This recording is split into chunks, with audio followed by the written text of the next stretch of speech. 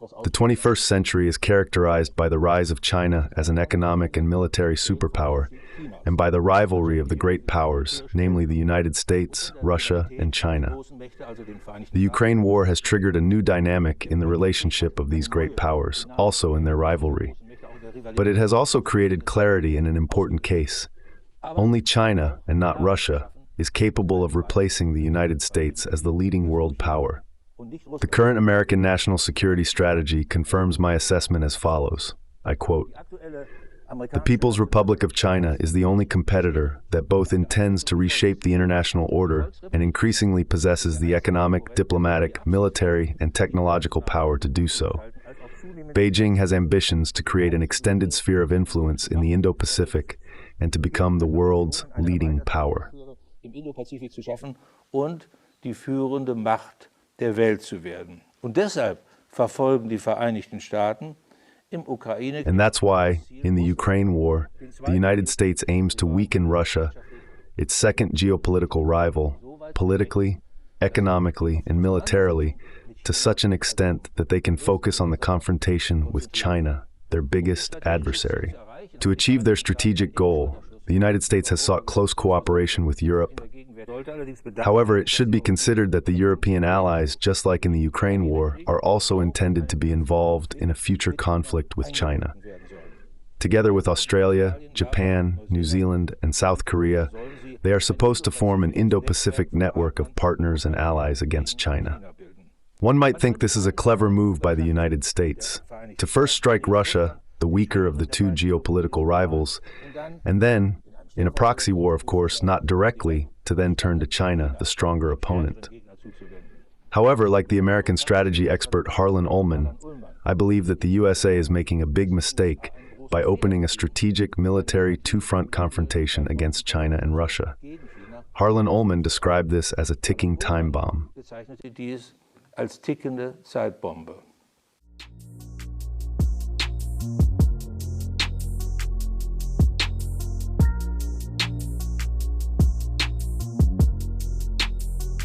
Welcome to What's Left, a weekly political discussion challenging the mainstream left. I'm Eduardo Abarca with co-host featuring socialist Andy Lipson and socialist Kenny Cepeda. We are online at what'sleftpodcast.com. You can find that link to our site in the episode notes. You can also find my personal social at Don Eduardo Abarca. Please subscribe, rate, review, turn on your notifications, and share your favorite episode where we found this episode. And we can always have shirts be requested if that is what people want. Andy will be there for you. Yep. All right. This week we are doing a topic on the anniversary of the Ukraine and Russia conflict and the meddling of all these powers, NATO and US American powers meddling to try to do something that has been now 2 years. Andy? Yeah. As people who follow this show know, I'm pretty much obsessed by what's been going on with the U.S. proxy war against Russia using Ukraine as a battering ram. And sometimes I'll even mention NATO, but I'll come back to that. But it was the 2-year anniversary, and I have been looking for an excuse to talk about that with both of you. And I found this this talk by a German general, a former German general, who was also a former head of NATO in the early 2000s. And I think he was a general I think he was an inspector general, which is above generals in the German army. His name, he gave this presentation, and I can't remember where, but I'll put a description of I can give you the link below if you want to listen to the whole thing, because you definitely should. His name is General Harald Kuyat. And I saw this on a website called Neutrality Studies, and that's headed up by this guy Pascal Lotaz, which is a very good website. That Neutrality Studies. There's a number of websites I mentioned. I'll mention Brian Berletic in the New Atlas. the Duran with Alex Mercouris, and Alex Mercouris himself does a podcast. History Legends, Weeb does, and Military Summary does stuff. So I would add now neutrality studies to your list if you're interested in following people who are doing interesting things or finding interesting people to interview around the war going on that's centered in Ukraine. So this general, I thought, gave a very interesting speech, and I think people, again, like last episode when it was the Tucker Carlson and Mike Benz, I would recommend people, hear the speech and then listen to what we were going to say about it. But I wanted to go back and say where things at in Ukraine and where they're going in light of that speech, in light of what's developed recently, and now in light of, I don't know if both of you heard, Macron has been making some statements, and I want to talk about that, about NATO potentially getting directly involved in sending troops into Ukraine. So I want to talk about all that. But my first curiosity was, this guy went over a range of subjects, and I think gave a great summary of where things are at. I wanted to hear from you, Eduardo, and from you, Kenny, what were the big takeaways from what he had to say? And then from there, maybe we'll just go on into like where I see things are at, and we'll take either questions about it, or you guys can make comments and just discuss what's going on right now. I think it did cover a range of related happenings or events happening around the world. It summarized really well and gave a conclusive statement at the end of what needs to be done and what has been done, without a lot of Russia propaganda against, anti-sentiment towards Russia. I think number one, it described the political powers that are happening in globally, which is China is emerging as the number one political power over Russia and even the USA, and that is the number one competitor for the USA. And so the way to undermine that power, because in order to stop that influence, what I have understood is that you would have to go after Russia so that you would be able to undermine that power. And so this is a geopolitical strategy in the way that NATO is right close to Russia, in a way to demonstrate, to see what happens and with this Ukrainian project. And contrary to what every U.S. media or even European media says about what is happening, which is the belief that Ukraine is gaining and it's not gaining, but it's like going back and down, but gaining. Russia is actually gaining more ground and is actually winning. And but before I go to Russia and Ukraine, the other thing I really appreciated was that there is a lot of other things that we're not really aware of, like the powers with Latin America and the Middle East and Africa, with their second, I forgot how he said it, second BRICS or like third BRICS, separate ways of allyships that are happening behind the scenes, whereas before the dollar was weighing heavily because of the gold standard, and now the petrol standard it is, which Saudi Arabia is now determining what that will look like in the future with China. And so I'm seeing these shifts of power. It's like watching continents move, even though they're not literally moving, but they are moving in these alliances, which is making the USA panic and not and reinforcing the alliance they have with Europe, and and convincing Europe that this is the way to go. And what I really I'm upset with now that 2 years in is that there were peace negotiations being held in Istanbul, and these were held in April of 2022. I was just 2 months in after being in Mexico. During that time, I remember flying over from Mexico to to California, and suddenly the big news of Russia and Ukraine and my family saying to me, why don't you just come back? But there were the negotiations in Istanbul, whereas Germany was also involved. And so what happened to that? Even Zelensky was saying that there was a compromise. But apparently it is the USA that is continuously wanting, beating the war, the wars, the drum wars. And so what's happening is we've in this situation, and the USA is not going, it's like almost like pride not going to revert back on something that it's already far too in. I could say more, but I think I'll leave it for discussion. That's a summary of what I think I would like for us to think about. What I obviously, being in Latin America, was seeing how even Latin American countries are even my country, which is a North American country, in case people don't realize that. It's the only North American country. And Mexico is also trying to see what their role would be in trying to ally themselves with the BRICS countries, where they would suddenly have another parallel currency or powers in the world as a globalized society. I mean, things are shifting a lot. What I'm fearing, or what maybe, I don't know, everyone should watch the whole thing. And so I'm not trying to give any spoilers. This isn't like a film, but the end of it all is that Russia ultimately will defeat Ukraine. And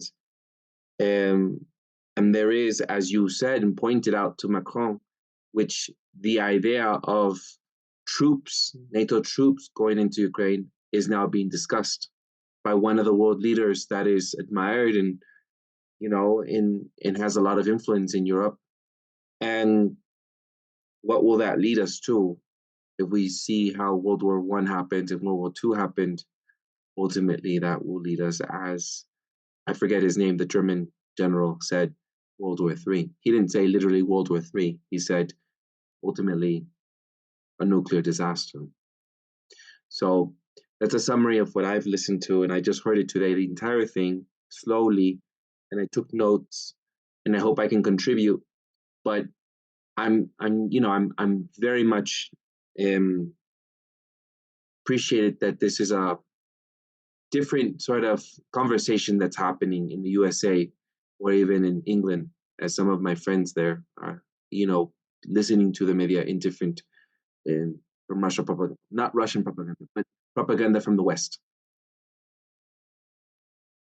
I think that's where I want to add on to what you said. That he brings up, how he's critical of how the coverage, right, of what is actually happening, the reality of what's happening, and how the West presents, Russia's military actions, right? Like, because in the West is portrayed, at least the mainstream, as Russian land grab, right? Like it's just this voracious imperialist power rather than a pragmatic, move in a response to a like a poker game, right? And the Russians calling the bluff of the West and essentially the U.S.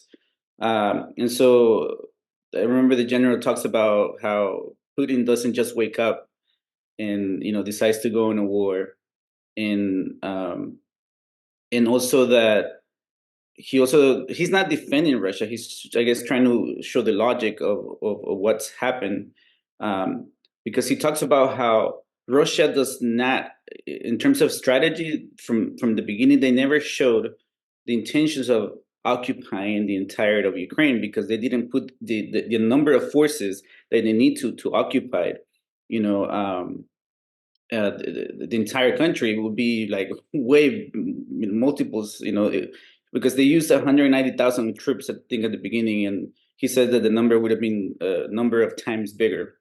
And so, and then, and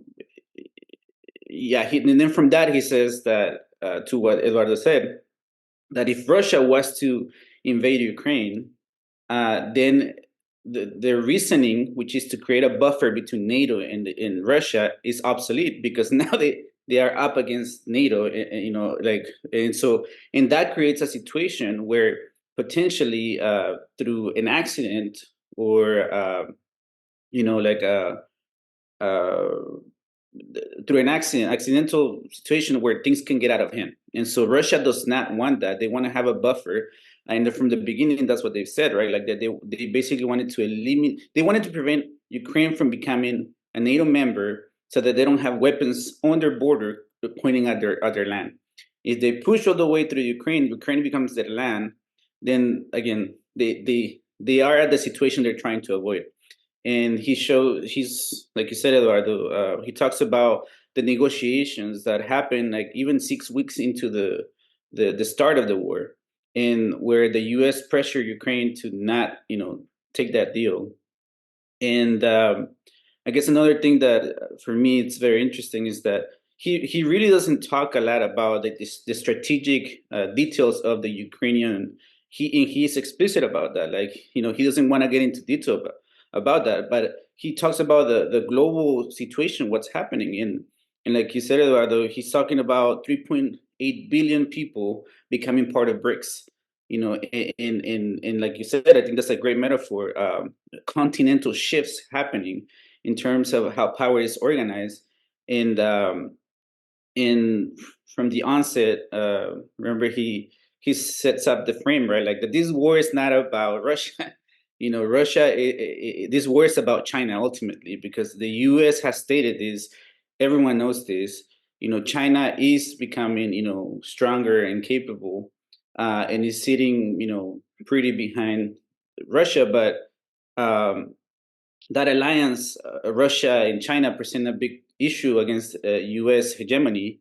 And I think this is another point that I think that was very key from Harold Kujat, right, to highlight that historically, he says, over the last 100 years, the West, and especially the U.S., has been very watchful of any potential German and Russian alliance, because the potential of Russian production and resources in German capital and engineering could present a very big threat to the existing powers. And so I think that was a very huge point too. And then I think that also contextualizes why the hell the U.S. blew up that pipeline, and why the German economy is being pummeled in order to keep them on the side of the West. Because again, the West or U.S.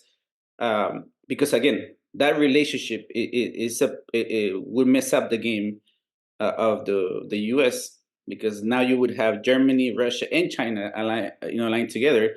Because I heard in other talks, preparing for this, that I heard Douglas McGregor, a former U.S. General, talking about how NATO is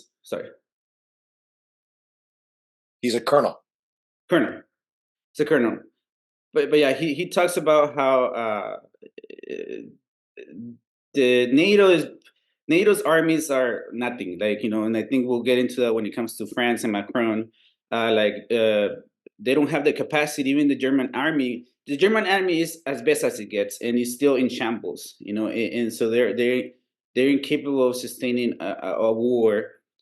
So so that NATO itself doesn't have the capacity to put boots on the ground, and the U.S. itself is having troubles recruiting people, but that presents another challenge again.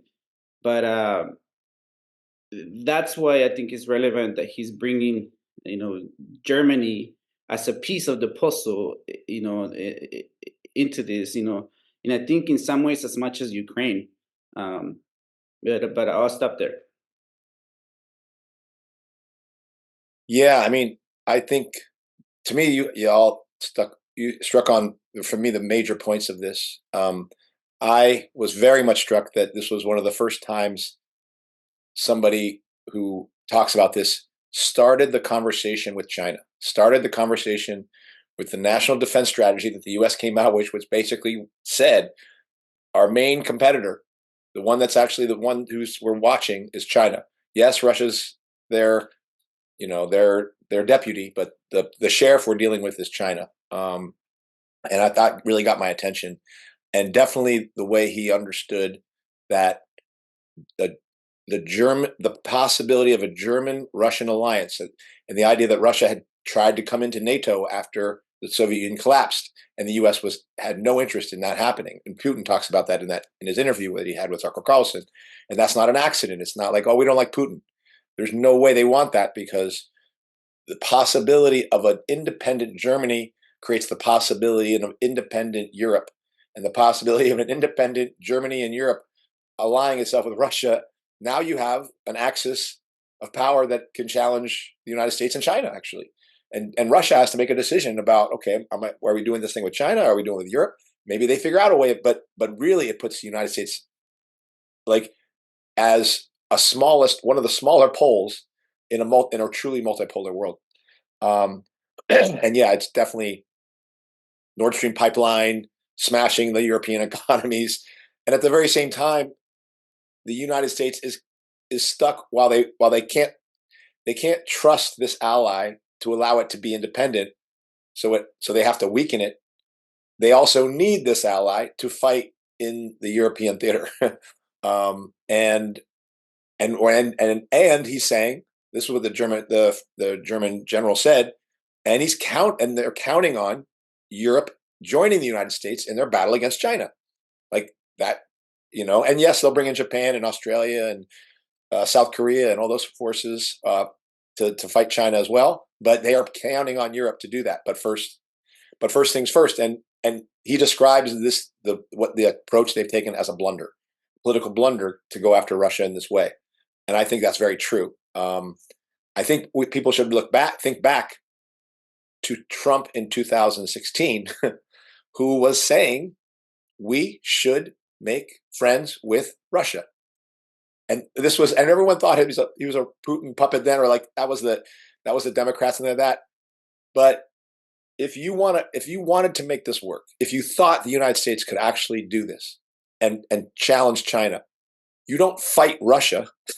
you ally with Russia, and then you go after them. But again, I think the problem is an alliance with Russia brings in Russia into Europe, and that presents the possibility of Germany and Russia. So I get it. Like, I do get it now. I get how all those people, it's not just anti-Russia. They're just, again, all these motherfuckers in the United States are make America great again. They're all trying to do this. They're all trying to figure out how to make America the greatest empire that can run the globe. From Trump MAGA to Biden MAGA. They just have a different idea of how to do it. Because what they're saying to themselves, the people who oppose Trump's strategy, is we cannot bring Russia into this alliance. It's not possible, because Germany right now has a pipeline shared with these folks, and that alliance just means Russia is going to start to take our allies from us, because they're closer to them geographically, historically. Like, there's just we're no one over here. We're separated by a goddamn ocean. So that's some of the things I started to think about. What else was important from that? And I was just impressed. The guy was talked about Alexander the Great, and he was saying, I like this analogy because there's the sword of Damocles. No, not sword of Damocles. There's the Gordian knot that needs to be untied, where a knot is tied to a yoke, and because this knot is tied there, it's stopping all of Alexander's armies from moving. And like, people are like, what the hell? What are you going to do? How do we take care of this? And from the myth, there's the idea that Alexander, instead of untying the knot, takes the sword out and cuts the knot, right? And he was like, you know what? He goes, there's another story there. There's a story that Alexander didn't actually take a sword out and cut the knot. He just removed the metal pin from the yoke, and then the thing was able to move, and the armies were able to move. And he goes, I wonder. It seems to me that the United States is just always has a sword in its hand and is always cutting the knot with a sword, and instead of pulling the piece out, and you don't have to tear, you don't have to like destroy anything. And I thought that was a very interesting analogy. I really like that. You go back and listen to that because I'm just stealing it completely from him because I don't know history well enough. So I guess what it brings me to is the fact that I now have a deeper understanding of the United States has a very difficult problem to solve it globally. It has an enemy in China, that it's a competitor in China. It has an alliance with Europe and Germany and France, but it can't allow that alliance is unsteady because Russia is right there ready to steal them as allies. And so it has to just play this game of keeping some of its allies weak and disempowered and dependent on the United States, and at the same time call those allies in to fight a global war. And I just think it's got a bad hand here. Now, I think there's more to say, but I think for me, now I would want to go to the update on where things are at, particularly with Macron talking about what he's saying. But I want to leave it at that because I felt you guys did a great job hitting all the highlights of what I got from this German general.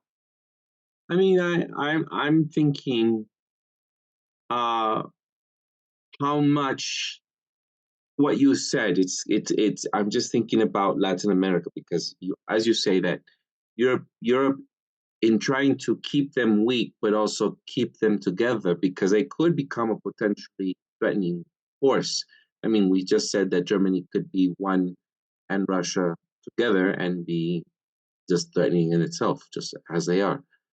And but and sorry, and one thing to say about the threatening, what we mean is that Germany would have an interest, an economic and political interest in joining up with Russia, and that they would begin to become an economic power of themselves. That's all that is. I don't think we're seeing then Germany will say, let's go throw nukes at the United States. It's not threatening. It's threatening in the capitalist terms. Like you will become a big economic power, political power, military power, resource power that can then be bigger than us. And therefore you can start to take over territory or take over markets and ultimately territory that we can't go into. You'll just do capitalism better than us. That's what they're worried about. So I want to be clear about that when we talk about threats and things like that. Because I think the U.S. will lose a lot of leverage that it has in the world now, but that fact that they're looking somewhere else, and it just to me it just seems the way that it's losing hold on the world stage. Is you see these irresponsible decisions such as keeping Ukraine there in war with Russia for the longest time, which everyone here is using here. I'm not in the USA, but everyone in the USA in trying to keep with solidarity, talking about independence for Ukraine with those Ukrainian flags. It's a strategy. It's a way to keep themselves in economic and military and in power. And it's losing its hold, and that is the same as what we're seeing with Latin American countries, where I can see something like this also happening, where if the country wants to join or be elsewhere, like I just said, Mexico, which is the second largest economy in all of Latin America, expressing interest, especially in BRICS, especially when Congress last year was just talking about military intervention in my country because of the cartels, using the cartels as a way to win, right? Saying it's about that when it really isn't. And and then suddenly Mexico saying, if you do that, it'll be a responsible thing to do because that's not what they want. They don't want more. They don't want to be held that way. Like they don't want to be used that way. Even there's a lot of things that are being used for Mexico, USA, and so I can see how this is just happening in the USA's own backyard with Latin America losing its hold. So I just want to say, it's it's like these gangsters. I remember you using that word, Andy, a long time ago. Like these gangsters trying to keep hold of their own.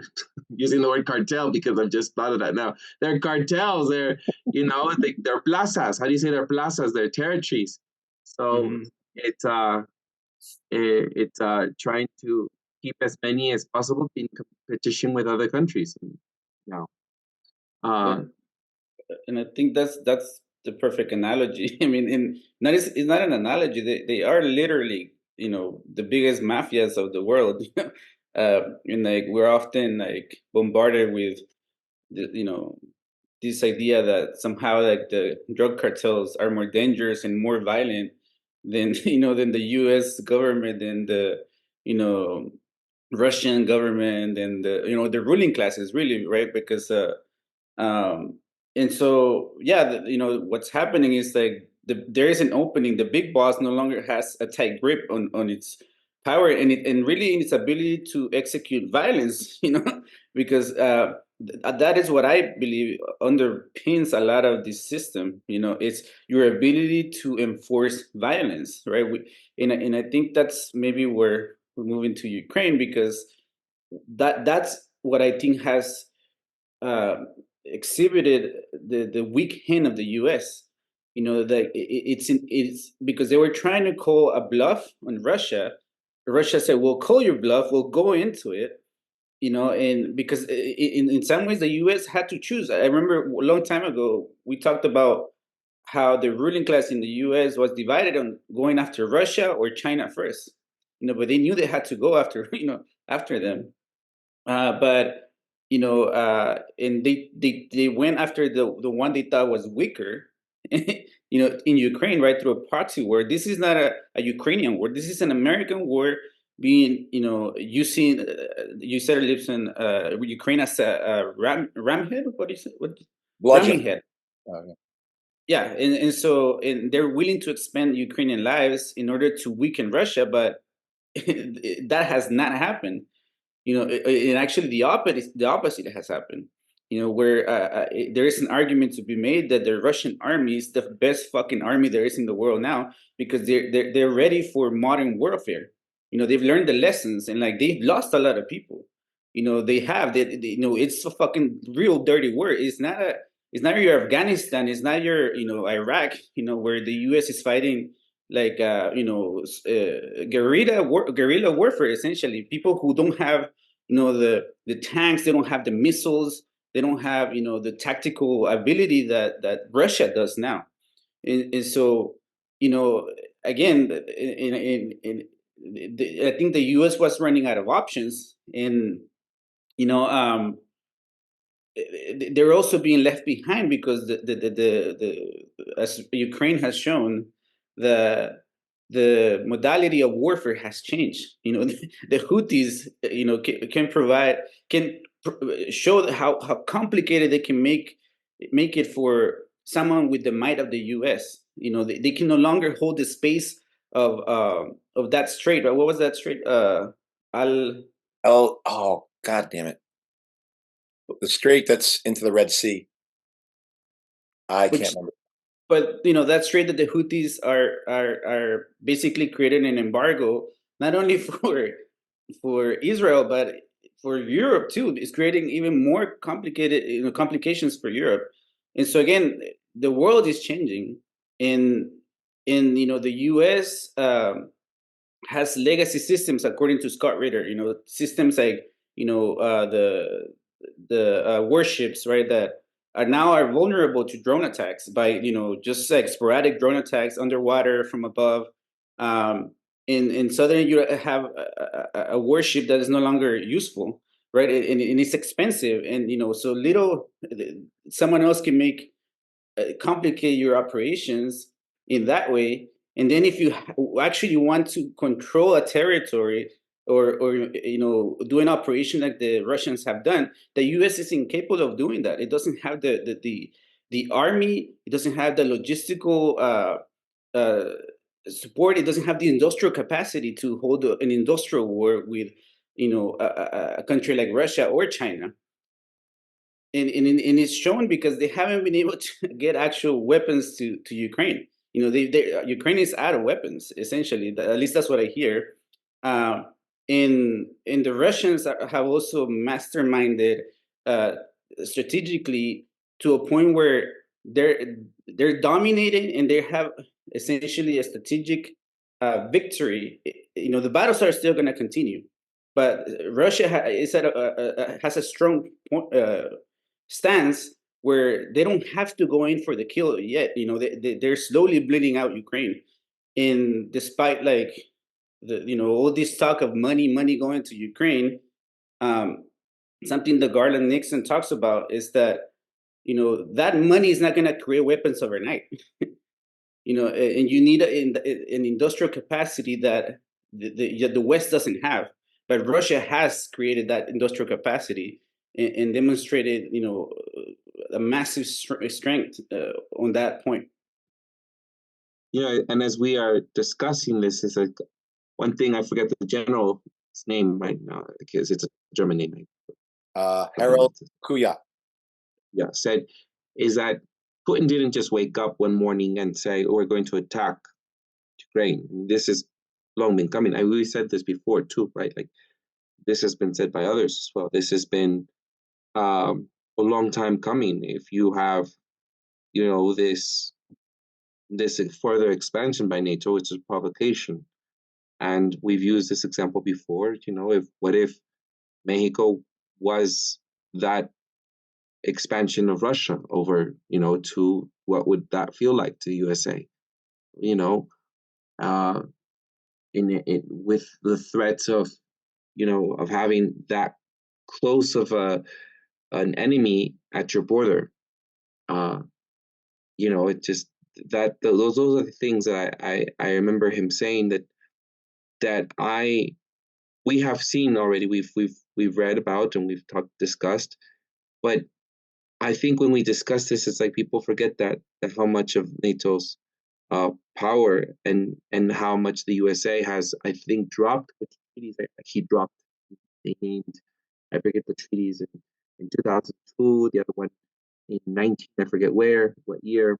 They're all listed, but do you remember the treaties where they pulled out for the missiles, where they would stop and they wouldn't have inspections? The intermediate nuclear, the INF, I think they're intermediate nuclear forces treaties and things like that. Yeah, and that they wouldn't start talks and things like that. And that they wouldn't have inspections, and the USA pulled out, I think, first, if I remember. I don't know. He did. The German general referred to those, but didn't. He just said that those agreements were set aside. He didn't state that they were set aside, initiated by United States or Russia. But I do think some of those United States got out, but I'm not sure if Russia got out as well. I'm not sure. Right. Maybe I'm not trying to spread disinformation on YouTube. I think what he said is that Russia got out of one of the treaties because of the Ukraine war. That's what they said. This is a threat to us. So we had, and the general argues that then Russia had the legal basis to go and build up its capacity. But I do think I'm more cynical about these treaties and stuff, because they're always doing shit in the background, even though they're saying, they have these agreements. And the biggest question I have is that I don't think it's been addressed, right? Because we talk about blunders and dumb politicians, and I don't think that's what's happening in this, maneuvering. I don't see it that way. I think it's more of the momentum of this system that we live in, because what I would ask is so I get, from my perspective, I see the logic of Putin, and they also had their backs against the wall, and I'm not defending that, but that's part of the game. So he had to go on the offensive and push back, and it's back the fuck off. So then the question is I have is why did NATO have to keep pushing? And I don't know if you guys want to take a stab at that. Why did NATO have to keep pushing east? I believe because the assessment was that Russia was weak, and that Russia was weak now and was only going to get stronger in time China was only getting stronger in time, and they took look, Russia, like you said, Russia's strategy was to send 190,000 troops against about 300,000 troops that Ukraine had, and these were NATO trained Ukrainian soldiers with fortifications, and Russia knew that. The United States knew that. They had been being built since Russia had helped foment the coup in Ukraine since 2014. So you're talking about 8 years of training. No, almost 10 years of training. Well, no, 8 years. 8 years of training. And people talked about the Ukrainian military as one of the strongest militaries in Europe. And so I think their assessment, in the same way that they thought that Russia was militarily weak, they also thought they were economically weak, that they would be able to tank their economy as well.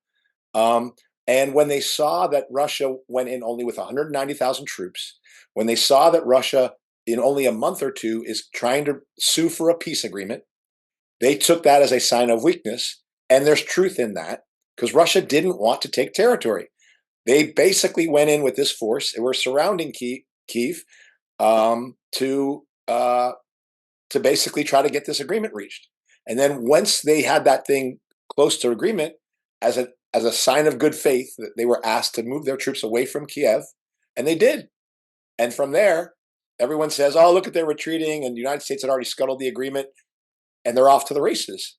I think the United States just misassessed their own ability. They misassessed Europe.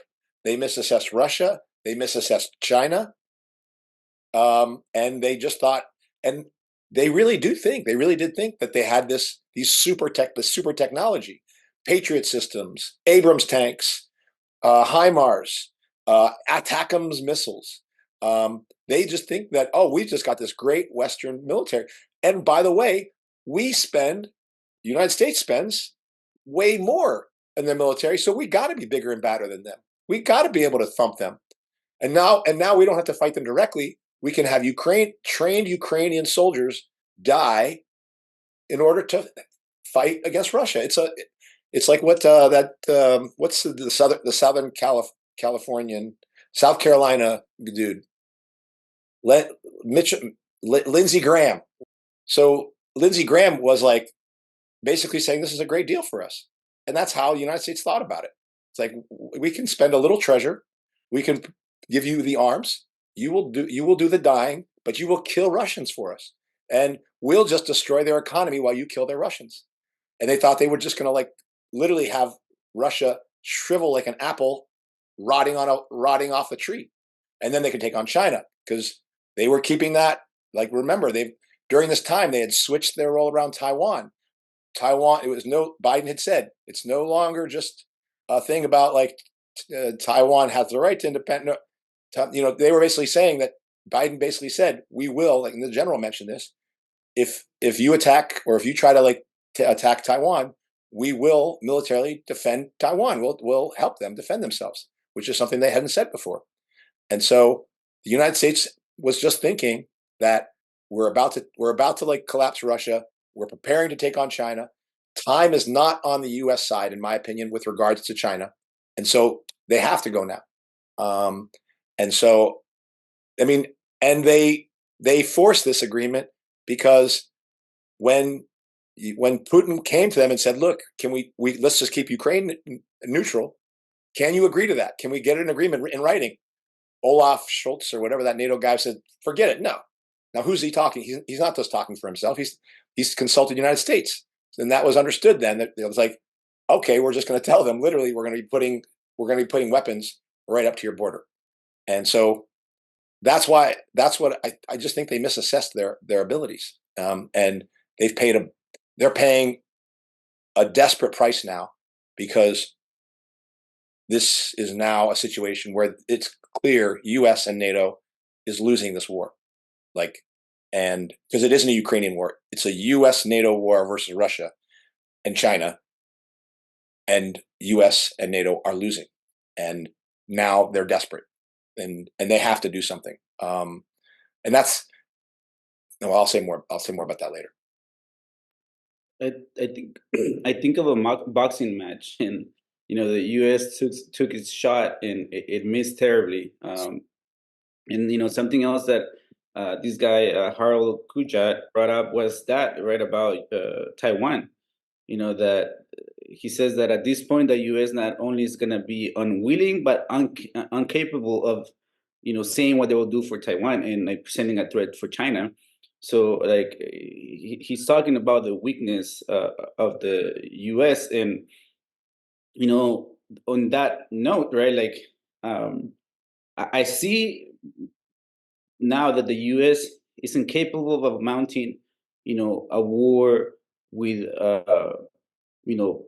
boots on the ground, right? Like they have a hard time right now. According to what I heard from this guy McGregor, the U.S. had to slash its, forces, its military forces, because they cannot recruit people. So rather than say we can't recruit, they just cut the forces that they say they have. And so what this tells me then, like in a situation where the U.S. is finding itself in a difficult problem, it makes the prospects of nuclear war even more possible, because they have to use their they have to swing harder, right? Because they thought they had the fight in their hands. We're gonna punch this this weak guy over here, Russians, and make their economy scream. They didn't. And so again, the U.S. cannot use his like its carriers or its projection of force around the world, because it can be destroyed. And like Lipson said, the military machinery of the U.S. is expensive as hell. And again, someone like the Houthis can just wreak havoc on your operation. And so again, this makes for me a scary prospect of nuclear war possible, because the bigger hammers are going to have to come out for the U.S. Yeah, and Eduardo, you want to say anything? Because I was going to go towards Macron's statement. And that gets us to Macron saying this this thing about, hey, he called 20 leaders from Europe together in Paris, and they talked about the idea of NATO troops going into Ukraine cannot be taken off the table, basically, right? He said that. That's what he said, and he admitted that there was not agreement on that. They did reach agreement on other things in relationship to supporting Ukraine. He's saying they didn't reach agreement on that. And then a lot of people like the Duran, there's some other people I've listened to, pretty much are saying, nah, there's no way that's going to happen. Like that Macron is just talking shit, and NATO doesn't have the troops to do it, like kind of like what Douglas McGregor is saying. And I don't agree with that. I do agree that they don't ultimately have the size of the force yet, but I do believe they're going to do it. And the reason I believe that McGregor and the Duran and some of the folks are wrong is they don't think that this is going to lead to nuclear war. That's one thing that they can't imagine. They all of them always say, there's no way they're going to do this. There's no way it's going to go to nuclear. And when they do talk about nuclear war, they always talk about it in terms of Putin, like thinking that that's the guy who might be doing this. Don't push Putin too far. That's not what Putin has to do right now. He's winning. Russia is winning. And I want to spell that out a little bit more, because before I talk about Macron, Zelensky went to Munich and talked about how Ukraine had lost 31,000 soldiers, and Russia had lost 180,000. If that was the case, then Ukraine would be winning, NATO would be winning, and you would not be firing your general, which is what they did recently. If that's the numbers you have. Now, the German guy is citing numbers that I think are really realistic, particularly given a 7 to 10 to 1 difference in ammunition in like artillery shells and like lobbing them, generating them and firing them. That everyone acknowledges Russia has an advantage on that. Everyone acknowledges that Russia has air superiority. Everyone acknowledges that they have better trained troops and better logistics. So the numbers I'm hearing are closer to like Russia losing at this point killed 60,000 and Ukraine 500,000. And that's one of the reasons why Ukraine is considering or is talking about having to call up another 500,000 soldiers. You don't lose 30,000 and say call up 500,000. You know, they have lost a bunch, and they're just lying. And this has been exposed by this recent advance in the city of Avdiivka. Avdiivka was a fortress for the Ukrainian army, and largely a place from which they can lob missiles and shells into the Donbass and in that region. And it was fortified heavily, and no one expected it. It's been fought over for 2 years, and Russia has lost a lot of material and soldiers over it. Not as much, maybe almost as much as Bakhmut, but in the very recently, and largely, I think, as a result of the complete defeat in the Ukrainian counteroffensive, which they tried in this winter, or no, they did in the spring, or I guess no, last summer that they did it because they kept delaying it. So that complete failure of that, and the defeat of the Ukrainian army in that, losing so many soldiers, losing so much material, has put a situation where they're now weak, and they had another meat grinder here where Ukraine was essentially throwing soldiers into Avdiivka to try to preserve it. And ultimately what happened was, when at the very same time Zaluzhny was being fired and Syrskyi was coming in, troops were given and a major force like the Azov battalions were being sent in to try to force up a defense there. The Azov battalion, that Azov battalion, they're called the 3rd Battalion now. They don't call them the Nazis. Now was literally describing being surrounded in war, 360-degree warfare. And they were treated. They did some of the work, but they had to get out of there. And supposedly, I believe those soldiers left without orders to leave. And then Syrskyi, after the fact, gave the orders to leave.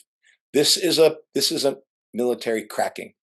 And now what has happened is, on a gigantic front, Russia has been taking land bit by bit by bit. A war of attrition has now been turned into a war of territory and attrition. And what's happening to the Ukrainians is they keep trying to retreat and forming lines, but the Russians keep chasing them fast enough to not allow them to form lines. And what Ukraine has to do here is what Russia had to do when they were finding themselves line thin. You have to retreat to a line of a river, to a place where you can defend.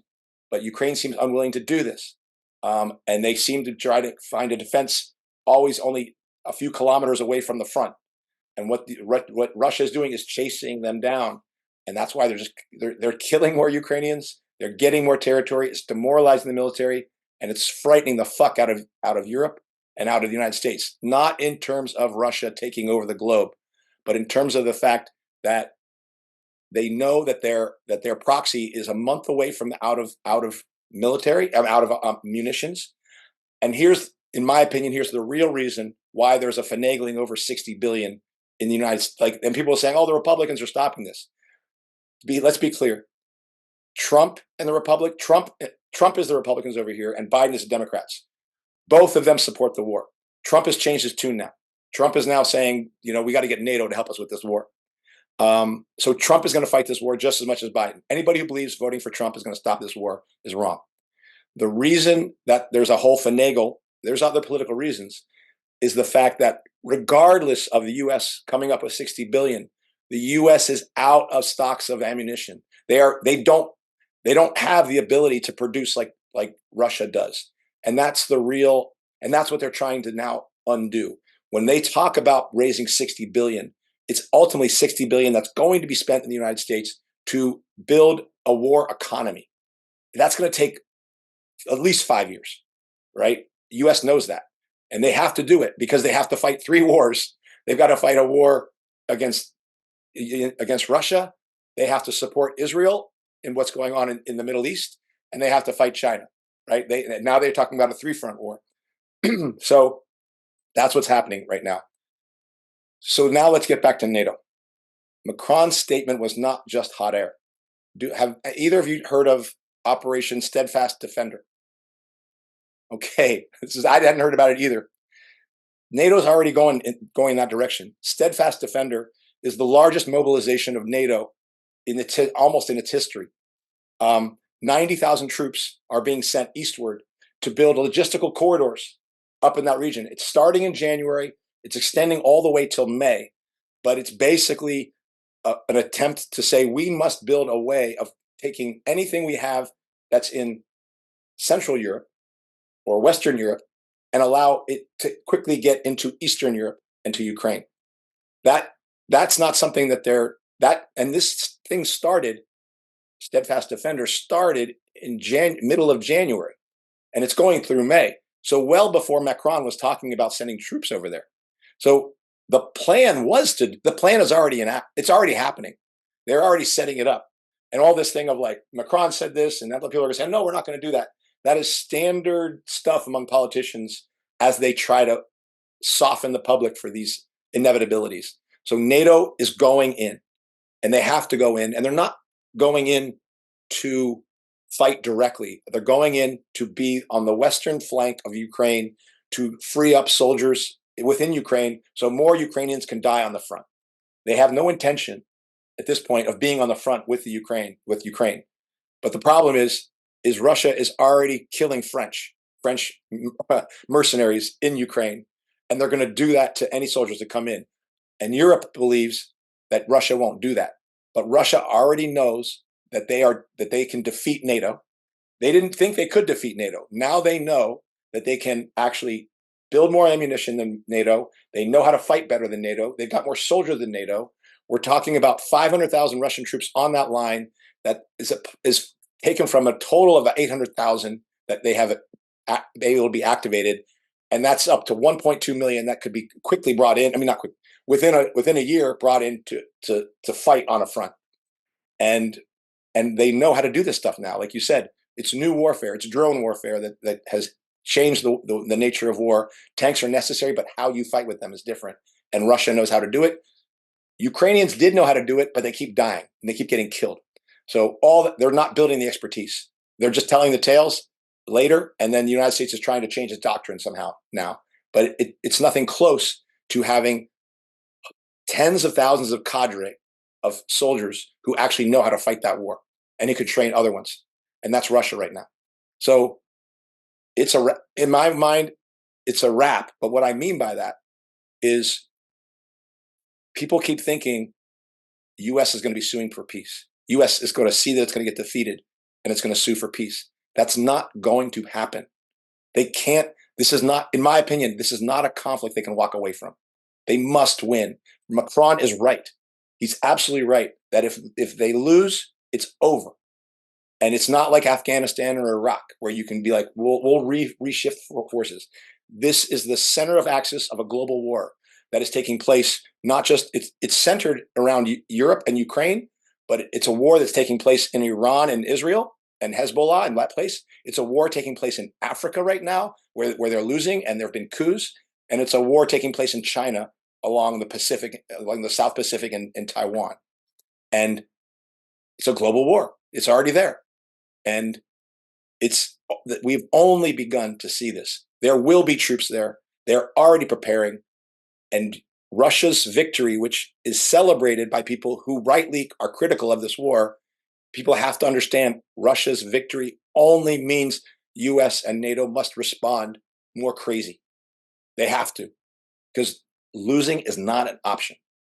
And that's why the German general, he said, limited nuclear war. He didn't want to say, he knows what he's saying when he says that. He knows there's no such thing as limited nuclear war. That guy's clearly smart, but he knows that this is where it's going. And if once it's limited, then it's unlimited.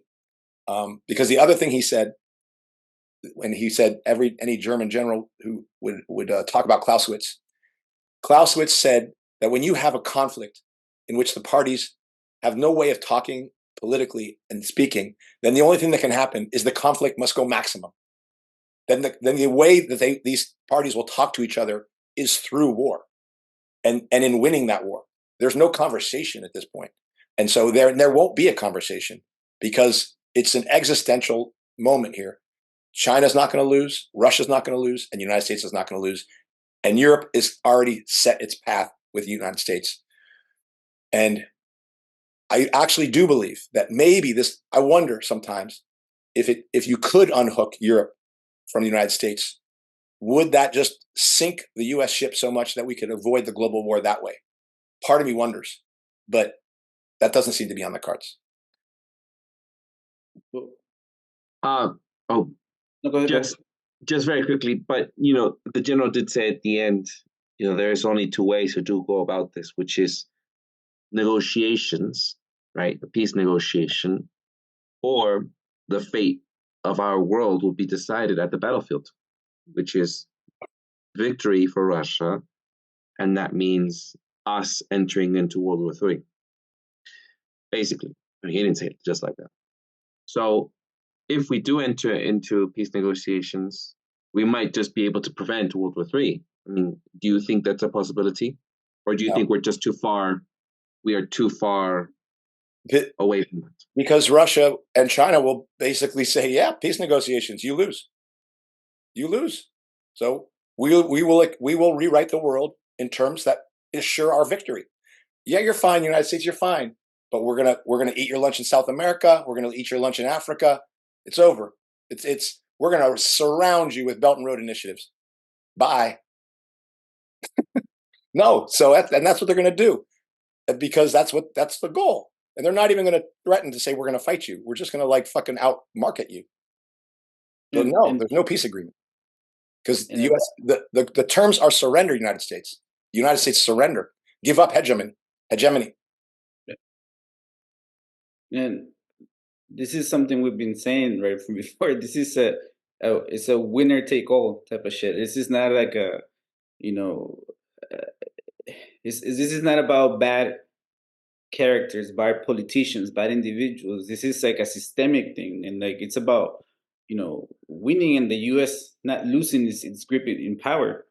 And you know, like at least I always think of the British Empire and how it fucking went down, you know, and how because also Germany, right, like was vying to be a bigger empire at that time, and you know, in Japan, and so if you see the echoes, like here we are again, you know, and there is alliances and shit, but things get put into motion that, you know, are unleashed, and the latest technological, you know, advancements are in display in its full violence, and I think that we're magnitudes of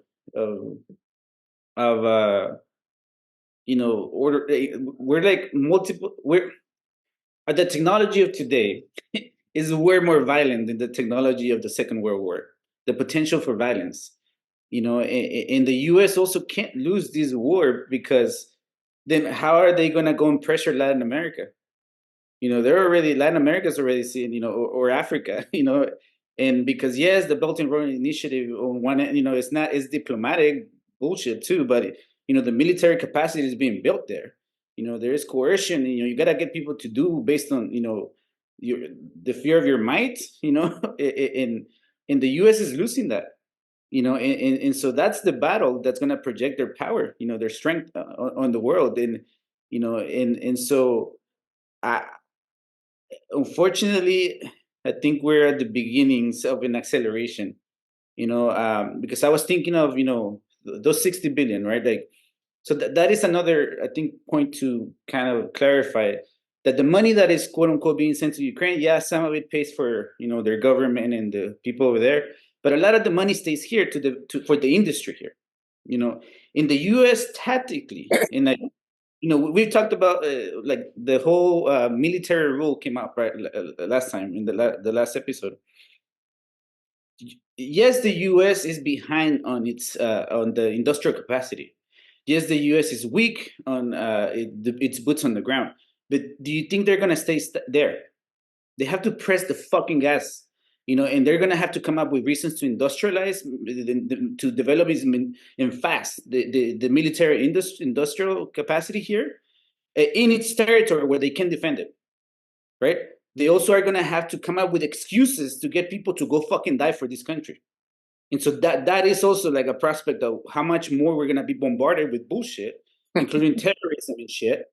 to get people to go and die in the name of the bullshit democracy that they claim. And so that's what's at stake. It's not just the war over there. They're coming for fucking hearts and minds in this country. They have to. And there is no other ways. It's all hands on deck. And so we're gonna have to be watchful for that kind of shit, because the war has started. It's the Third World War. I think it has started. Yeah, Jessica said it when at least when I said this wasn't going to happen back 2 years ago, when I said, no, Russia ain't not going to do that, and it happened. Jessica basically said right off, I guess we started World War III, and I was like, I guess so, but yeah, that's what we were doing, and I do believe this is not a long drawn out poker thing. This is now an all in moment. And one other thing, I was thinking about, if there was going to be a peace agreement reached, it's going to be on the basis of the victors trying to say, can we avoid a nuclear war? But here's the problem. Russia's probably lost 60,000 troops. 60,000 Russians were killed. Do you see Russia going to the table with a strong hand, with 60,000 of its own soldiers dead, going, yeah, we're going to give some, we don't have to give you anything. We have nothing to give you, but we're going to go ahead and be nice and allow you to still play in the pond and be a competitor to us after we had 60,000 killed. And that's now, because it's going to be more. We're going to get up to 100, 150, 200,000. The numbers are going to grow on the other side too. They're going to grow here on this side. So all these numbers as they grow just mean there's no point of return here. You have to win, because it would be irresponsible as a leader to not.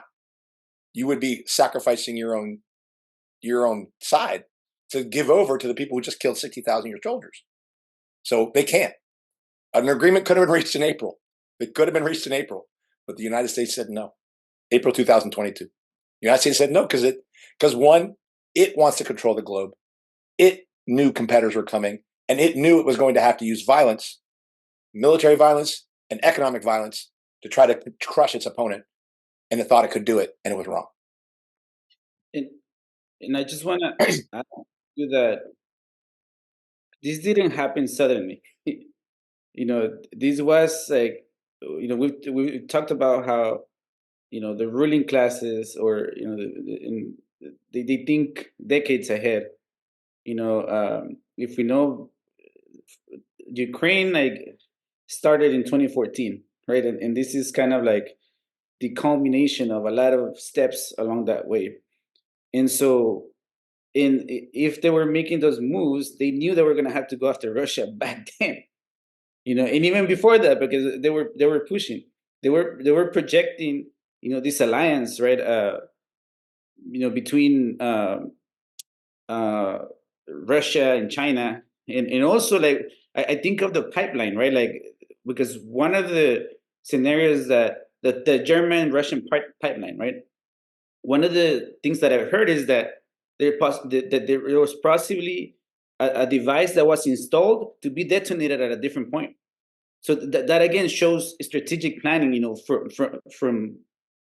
from back then. We don't know exactly when that was, years, months, whatever. But the fact is that they're playing a long game, and I think this is just where the game is getting, more. There's more friction. Like they had more room, and there's little to no room anymore. I think that does it for me. Me too. Oh my goodness. Yeah. I think all I say for people who've listened to other folks is the biggest thing for me is we are at the beginning. This is not coming to an end anytime soon, unless it's really crazy. Like, it could come to an end very soon, actually, if you think about it. But that's just where, like, some giant mistake gets made and missiles get sent and submarines go off and it becomes nuclear quickly. But we are just at the beginning of this war, of a global war. And Russian victory is not close. it's and this is and I start thinking about like I said, for me, right, like how are they gonna get the American minds to get behind the American project of the left MAGA, right MAGA, Democrat, Republican MAGA, right? Like, but then I think about like the border. I was like, oh wow, they're all in it now. Like, like those quote unquote extremes, they're all about secure the border. That fast. In just we went through COVID. We know how much they can use the propaganda machine to get you to consent to something that is detrimental to your own health without evidence. And so if you think they're not willing or incapable, then I don't know where you've lived, in the last whatever 4 years, because that was the scary part of COVID, right? Yes, the shot, right? Like, and yes, fuck that shit. But it was how quickly they got so many people to consent behind a project that had roots, in the military, and like in the ruling class. It just got away with murder. On one way trying to save its fucking system, its capitalist system. And we went through the biggest transfer of wealth in the history of humanity, and nobody said a fucking shit. And now here we are, accepting our lives are way more expensive. And again, the COVID shots, they know they're willing to sacrifice this population, just like the Russians are. Yeah. And the U.S. is gonna have to do it if they want to win. They're gonna have to throw bodies there. Yeah, and I'll just say the United States faced a similar thing when they thought in 1991, when the Soviet Union was definitely gone, and George Bush says it's a new world order, it's our world. And they defeated Iraq, the first when around War One. Well, and look things. People thought it was the end of history. Francis Fukuyama, was just going to be Western democracy running the globe. By 2000, that's already being called into question. Already, the U.S. was cracking, couldn't hold on to Iraq anymore. The sanctions were cracking, and they had to get people to buy into a new war. They destroyed the World Trade Center to do that. The U.S. destroyed the World Trade Center to initiate the possibility of expanding their military empire. The U.S. will destroy a city in order to get people to fight Russia. That's what's going to happen next.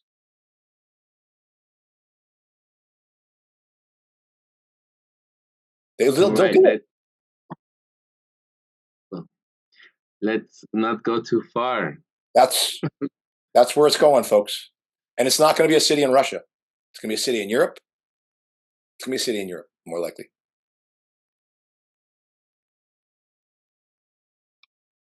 My gosh, well, that is a prediction. We haven't done our 2024 predictions, and I think you just did one.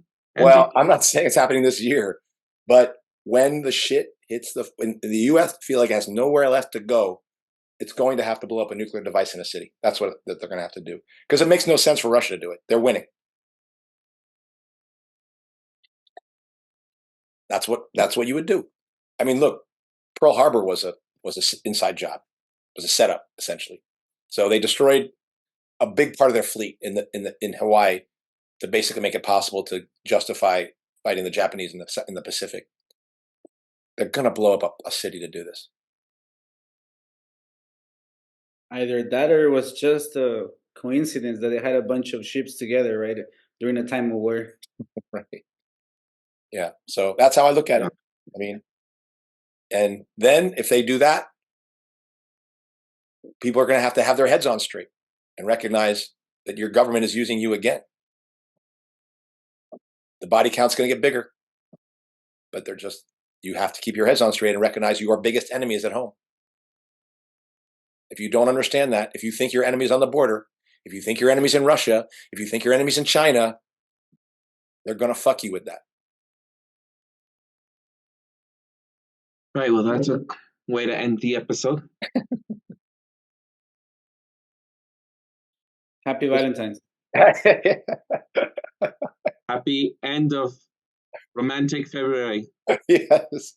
Black History Month. Black History Month. That's true. Yeah. Well, any last comments? I think you just gave the last I think you guys, bombshell. I'm just really glad I can share this thing I found with you. And it was just exciting to see you guys just find all the things that I found in it. I just found it like, I know you both, well, I think Kenny, you pay, but Eduardo, that's not your beat. I know you don't follow the Ukraine thing as much. You follow like this important thing in El Salvador that it's not our most watched episode, but this Bukele guy is very important to keep your eyes on for understanding what kind of leaders you're going to be looking at in the future. So I just appreciate that each of you has your own areas that you look at, but I appreciate being able to share things I'm looking at and see how much you got from it. It's just exciting. Yeah. Well, I've certainly learned a lot, and I appreciate you sharing this information with us. I think a lot of people are burned out with the Ukrainian information of what's happening, but as we look further into this, and I do appreciate this analysis, it gives me a lot of thought about our future, which... And I'll also put links about Steadfast Defender in there too. That's important stuff. Yeah. All right, let's conclude. Thank you both. Well, that does it for this week's episode. What's Left is a weekly political podcast / channel journalism in the mainstream left. We post information about our topics and our guests on the episode notes where we found this episode or on our blog at what'sleftpodcast.com. You can find past episodes to this podcast / channel there and connect with us. I remind folks, if you like anything in particular, please subscribe, rate, review, turn on your notifications. Any of our platforms on Spotify, iTunes Podcast, Bitchute, Odysee, YouTube, Rumble, Telegram, or Telegram. And you can find our blog to any of those links and any of those links in the episode notes wherever you found this episode. If you would like to give us feedback about something you've heard or suggest something for us to cover, contact us through our blog. I'm Eduardo Barca with co-hosts Andy Lipson and Kenny Cepeda. And you can always check us out in the next episode. Thank you all for listening. Ciao. All right. How dreadfully apocalyptic.